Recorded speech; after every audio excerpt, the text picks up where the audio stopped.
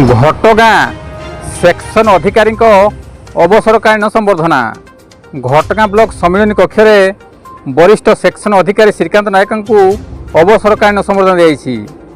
सूचना अनुजाई श्री नायक 18/5/1990 मसीह वृत्तिगत जीवन आरंभ कर 31/5/2026 अवसर ग्रहण करछंती। जड़े सरल अमायिक एवं कर्तव्यनिष्ठ अधिकारी भाव सुनाम रही।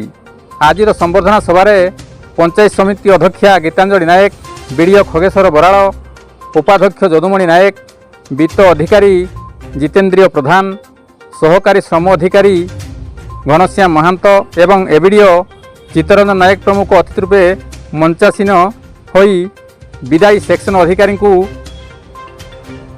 पुष्पगुच्छ मानपत्र एवं उत्तरीय दे संबर्धित करथिले। गोविंद राउत का रिपोर्ट, केडीमी दुड़िया।